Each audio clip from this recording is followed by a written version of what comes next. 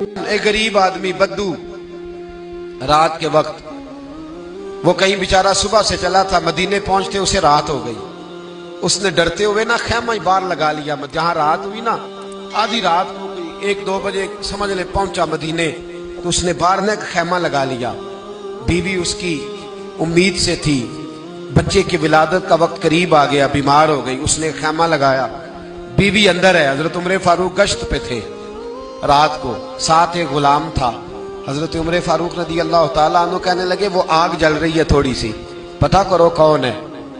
تو آپ کا غلام پتہ کرنے گیا تو بدو نے ڈانٹ دیا، کہنے لگے جاؤ تمہیں کیوں بتاؤں۔ حضرت عمر خود گئے، کہنے لگے مسافر بھائی بتا تو صحیح۔ کہنے لگا جی چھوڑے، میں آپ کو کیوں بتاؤں، میں کون ہوں، کیسے آیا ہوں۔ فرمایا خیمے کے اندر سے کراہنے کی آواز آتی، کوئی درد سے چیخ رہا ہے، بتا ہمیں بات کیا ہے۔ کہنے لگا جی میں فلاں بستی فلاں علاقے کا ایک غریب ہوں، امیر المومنین عمر فاروق سے ملنے آیا ہوں، اور رات ہو گئی ہے تو یہاں خیمہ لگایا ہے، صبح میں ان سے مل کے چلا جاؤں گا۔ تو رات کو تکلیف دینا پسند نہیں کیا، تو میری بیوی امید سے تھی، اب بچے کی ولادت کا وقت قریب ہے، پاس کوئی نہیں۔ حضرت عمر کہنے لگے تو ٹھہر میں ابھی آیا۔ چہرے پہ نقاب ہے، اسے بتایا نہیں میں ہی امیر المومنین۔ عمر دوڑے گئے، اپنی زوجہ سے کہنے لگے اگر تجھے بہت بڑا اجر مل رہا ہو تو حاصل کرے گی؟ کہا کروں گی۔ تو کہنے لگے چل پھر میرے ساتھ، بہت بڑا اجر ہے۔ ایک دوست کے ہاں ولادت کا وقت ہے، ضرورت کی چیزیں ساتھ لے لو۔ اس عورت نے تھوڑے دانے لے لیے، گھی لے لیا۔ حضرت عمر سے کہنے لگی لکڑیاں اکٹھی کر لیں۔ امیر المومنین کونسلر کی بات نہیں بتا رہا آپ کو، میں آپ کو ایم پی اے کی بات نہیں بتا رہا، ایم این اے کی بات نہیں بتا رہا، جو 10 گاؤں کو ملا کے چیئرمین بنا اس کی بات نہیں بتا رہا، اس کی بات بتا رہا ہوں جو 22 لاکھ مربع میل کا حکمران ہے۔ اس کی بات بتا رہا ہوں جو گلی سے گزرے تو شیطان رستہ ہی بدل جاتا ہے۔ اس کی بات بتا رہا ہوں جس کے بارے میں میرے مصطفیٰ کریم صلی اللہ تعالی علیہ وآلہ وسلم نے فرمایا میرا عمر تو وہ ہے کہ 950 سال حضرت جبریل بھی اس کی شان بیان کرے تو عظمت ختم نہیں ہوتی۔ اتنا بڑا شخص۔ حضرت عمر نے لکڑیاں اکٹھی کی، اینٹوں کا روڑے لے کے چولہا بنایا، پہنچ گئے۔ آپ کی زوجہ کہنے لگی یہ تھوڑے دانے ڈالنے، گھی ڈالنے اور ایک لکڑی لے کے اس کو ہلائیں، تیار کریں۔ خود زوجہ اندر چلی گئی، حضرت عمر باہر پکانے لگے۔ وہ بدو کہتا ہے میں اس طرح کا ان کے ساتھ بہیو کرنے لگا جیسے کو کسی چوکیدار کے ساتھ نہیں کرتا۔ میں نے سمجھا یہ عمر نے چوکیدار رکھے آنے جانے والے مہمانوں کا۔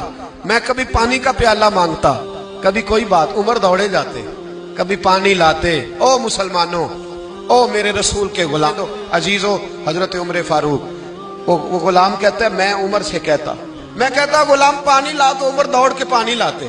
میں کہتا تجھے گھی پکانا بھی آتا ہے، پہلے بھی کبھی پکایا ہے؟ تو عمر فرماتے کوشش تو کر رہا ہوں۔ میں کہتا پہلے بھی کبھی تیری بیوی نے یہ کام کیا ہے؟ تو حضرت عمر کہنے لگے مجھے یاد نہیں، پوچھ کے بتاؤں گا۔ کہتے ہیں کیا رنگ تھا، کیا انداز تھا، کیا مصطفیٰ کی تربیت تھی، کیا انداز حضور نے سکھائے غلاموں کو۔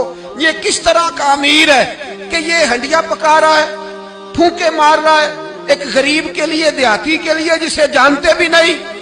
اندر اس شخص کی بیوی کے ہاں بیٹا پیدا ہوا تو حضرت عمر کی بیوی اندر سے بول کے کہنے لگی امیر المومنین مبارک ہو، آپ کے دوست کے ہاں بیٹا پیدا ہوا ہے۔ جب کہا نا امیر المومنین مبارک ہو تو وہ شخص کہتا ہے میرے ہاتھ کانپنے لگے اور میں اس طرح دوڑا کہ میری پگڑی گر گئی۔